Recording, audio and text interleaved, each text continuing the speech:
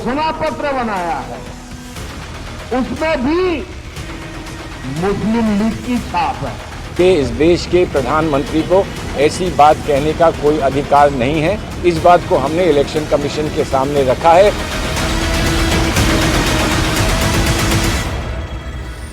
प्रभु राम अपने घर विराजे और ये रामनवमी आ रही है, सज धज के लोग मनाने वाले हैं। हम देखते हैं कितना विरोध करते हो।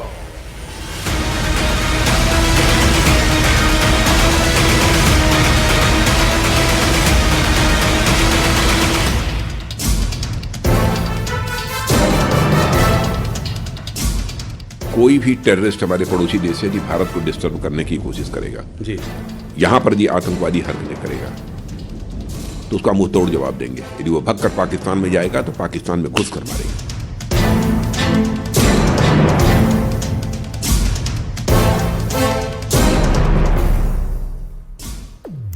नमस्कार, आप सभी का बहुत बहुत स्वागत है। मेरा नाम रूबिका लियाकत है। 8:04 हो रहे हैं और आप देख रहे हैं देश झुकने। पहले आपको बताएंगे कि 2024 के चुनाव में भारत का विभाजन कराने वाली मुस्लिम लीग की एंट्री कैसे हो गई है और पिछले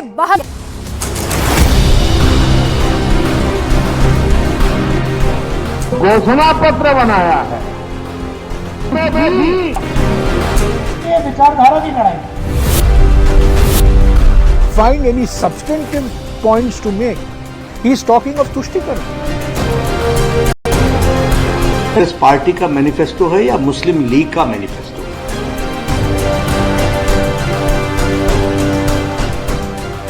कि इस देश के प्रधानमंत्री को ऐसी बात कहने का कोई अधिकार नहीं है। घोषणा पत्र बनाया है उसमें भी मुस्लिम लीग की छाप है। मुस्लिम लीग की छाप है। मुस्लिम लीग की छाप है। इस बात को हमने इलेक्शन कमीशन के सामने रखा है।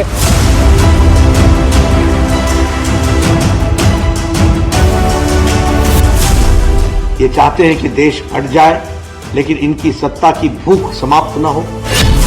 I don't think the manifesto is to break the country. I think the manifesto is to make the country strong. क्या गरीबों की, आदिवासियों की, युवाओं की, महिलाओं की, किसानों के हक की बात करना है? और अगर गलत है तो ये गलती हम बार बार करेंगे। बताएं कहां किसकी छाप करेंगे।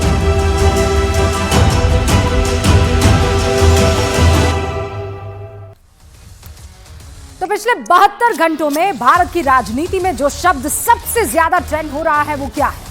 मुस्लिम लीग। और ये शब्द कांग्रेस के घोषणा पत्र की वजह से ट्रेंड हो रहा है।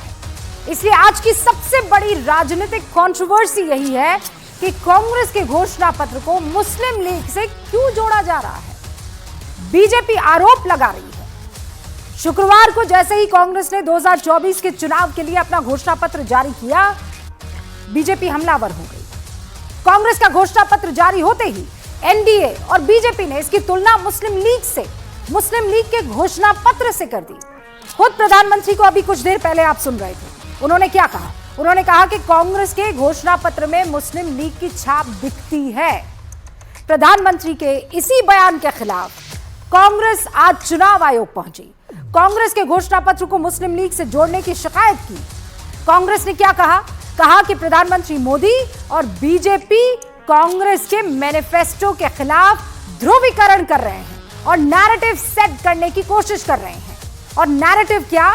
कि कांग्रेस धर्मनिरपेक्ष समाज के खिलाफ है। कांग्रेस की शिकायत के बावजूद बीजेपी अध्यक्ष जेपी नड्डा क्या कहते हैं? वो कहते हैं कांग्रेस को लोगों ने बार बार खारिज किया है, फिर भी वो तुष्टीकरण की राजनीति नहीं छोड़ रहे हैं। कांग्रेस के घोषणा को देखकर मैं हैरान हूं। कांग्रेस की घोषणा पत्र को देखकर मैं हैरान रह गया। ये उनका अपना घोषणा पत्र है या मुस्लिम लीग का? Question mark. इसके जवाब में कांग्रेस अध्यक्ष मल्लिकार्जुन खड़गे आ गया है। उन्होंने कहा कि बीजेपी के वैचारिक पूर्वज श्यामा प्रसाद मुखर्जी ने आजादी की लड़ाई में मुस्लिम लीग का समर्थन किया था और अब बीजेपी न्याय पत्र के खिलाफ मुस्लिम लीग की दुहाई दे रही है। अब कांग्रेस भले ये कह रही है कि उसके घोषणा पत्र में मुस्लिम लीग का कोई अंश नहीं है, उसे जोड़कर झूठा भ्रम फैलाने की कोशिश की जा रही है, लेकिन बीजेपी अपने आरोप पर अड़े खड़ी हुई है। कांग्रेस के घोषणा पत्र में वो कौन सी बातें हैं जिन्हें बीजेपी 88 साल पुराने मुस्लिम लीग के मैनिफेस्टो से लिंक कर रही है, ये बड़ा सवाल है। अब जवाब आपके सामने। बीजेपी क्या कह रही है? बीजेपी कह रही है कि कांग्रेस के घोषणा पत्र में देश में बहुसंख्यक के लिए कोई जगह नहीं है, ऐसे सेंटेंसेस हैं। यह कहा गया है उसके घोषणा पत्र में कि देश में बहुसंख्यकवाद के लिए कोई जगह नहीं है। और 1936 में मुस्लिम लीग ने भी यही कहा था, क्या कि वो बहुसंख्यकवाद के खिलाफ लड़ेगी। कांग्रेस ने घोषणा पत्र में कहा कि जीतने पर यह सुनिश्चित होगा कि अल्पसंख्यकों के लिए व्यक्तिगत कानून हो, पर्सनल लॉ। इस वादे पर बीजेपी ने क्या कहा? बीजेपी ने कहा कि मुस्लिम लीग ने तो यही कहा था कि वो अल्पसंख्यकों के व्यक्तिगत यानी पर्सनल लॉ के लिए लड़ेगी। बीजेपी के मुताबिक कांग्रेस ने कहा यह है कि वो मुस्लिम छात्रों को विदेश में पढ़ने के लिए स्कॉलरशिप देगी। ये बीजेपी आरोप लगा रही कि मैनिफेस्टो में ऐसा कहा गया है। ये बात तुष्टीकरण को बढ़ावा देने वाली है, उनका यह आरोप है। यानी मुस्लिम लीग के सहारे बीजेपी जो आरोप कांग्रेस के घोषणा पत्र पर लगा रही है और कांग्रेस जो आरोप बीजेपी पर लगा रही है, दरअसल यही असली नैरेटिव की लड़ाई है। और इस लड़ाई में जो पक्ष जीतेगा आप उसी को वोट करेंगे, यानी जनता उसी के पक्ष में वोट देगी। कांग्रेस के मैनिफेस्टो पर महाभारत, कांग्रेस के घोषणा पत्र में मुस्लिम लीग की छाप। घोषणा पत्र बनाया है, उसमें भी मुस्लिम लीग की छाप है। देश के प्रधानमंत्री को ऐसी बात कहने का कोई अधिकार नहीं है। इस बात को हमने इलेक्शन कमीशन के सामने रखा है कि यह कांग्रेस पार्टी का मैनिफेस्टो है या मुस्लिम लीग का मैनिफेस्टो है। क्या गरीबों की, आदिवासियों की, युवाओं की, महिलाओं की, किसानों के हक की बात करना गलत है? और अगर गलत है तो ये गलती हम बार बार करेंगे। बताएं कहां किसकी छाप करेंगे।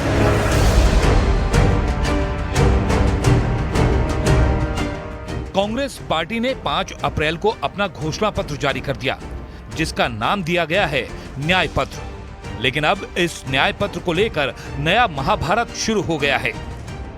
48 पन्नों के इस न्याय पत्र में कांग्रेस ने 344 चुनावी वादे किए हैं, जिनमें रोजगार, सामाजिक न्याय के साथ साथ लोकतांत्रिक मूल्यों की बात की गई है।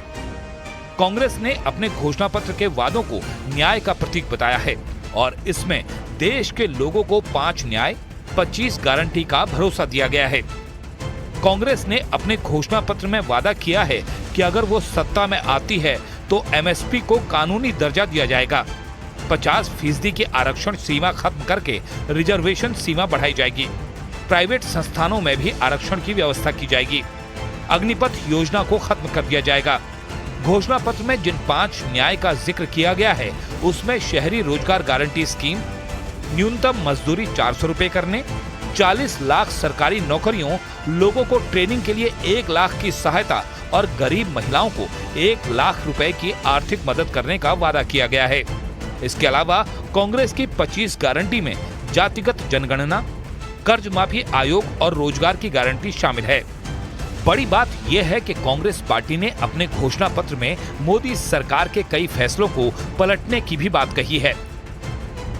जैसे कांग्रेस का कहना है कि अगर वो सत्ता में आई तो जम्मू कश्मीर में पूर्ण राज्य का दर्जा तुरंत बहाल कर दिया जाएगा, एक देश एक चुनाव योजना लागू नहीं होगी, मोदी सरकार के नोटबंदी और रफाल जैसे फैसलों की जांच कराई जाएगी, बुलडोजर एक्शन पर भी रोक लगाई जाएगी। कांग्रेस ने अपने न्याय पत्र में अल्पसंख्यक समुदाय के छात्रों और युवाओं को शिक्षा, रोजगार, व्यवसाय, खेल, कला और अन्य क्षेत्रों में आगे बढ़ने का पूरा अवसर दिए जाने का वादा किया है। विदेश में पढ़ाई के लिए मौलाना आजाद स्कॉलरशिप बहाल करने और छात्रवृत्ति की संख्या बढ़ाने की बात कही है। और ये भी वादा है कि कांग्रेस पार्टी ये सुनिश्चित करेगी कि अल्पसंख्यकों को उनके खानपान, पहनावे, भाषा और पर्सनल लॉ को लेकर पूरी स्वतंत्रता हो। लेकिन कांग्रेस पार्टी के इस घोषणा पत्र में बीजेपी को तुष्टीकरण की राजनीति दिखाई दे रही है। प्रधानमंत्री मोदी ने आज एक बार फिर छत्तीसगढ़ के बस्तर में कांग्रेस पार्टी के घोषणा पत्र पर हमला बोला। और ये आरोप लगाया कि कांग्रेस के घोषणा पत्र में मुस्लिम लीग की छाप है। कांग्रेस ने जो घोषणा पत्र बनाया है उसमें भी मुस्लिम लीग की छाप है। साथियों, कांग्रेस को आज भी देश के लोगों की जरूरत से कोई लेना देना नहीं है। ये भाजपा सरकार है जो हर गारंटी जमीन पर उतार रही है। प्रधानमंत्री को ऐसी बात कहने का कोई अधिकार नहीं है। इस बात को हमने इलेक्शन कमीशन के सामने रखा है। मुझे आश्चर्य हुआ कि यह कांग्रेस पार्टी का मैनिफेस्टो है या मुस्लिम लीग का मैनिफेस्टो है। देश को बांटने के लिए और सत्ता को हथियाने के लिए कहां तक कांग्रेस पार्टी जा सकती है, इसका अंदाजा नहीं लगाया जा सकता।